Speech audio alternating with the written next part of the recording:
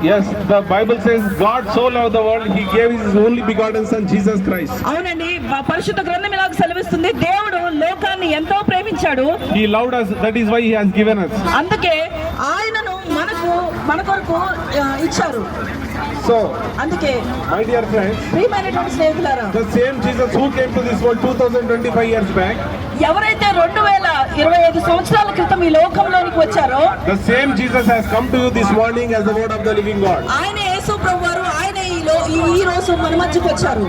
Yes, He came again to you as the word of the living God. అవును, ఆయన మన మధ్యకు తన యొక్క వాక్యం ద్వారా వచ్చారు. So this is the day of salvation. ఈ యొక్క దినమే రక్షణ దినము. This is the day that the Lord has made. ఈ యొక్క దినాన్ని దేవుడు మనందరికీ ప్రేమించి ఇచ్చారు.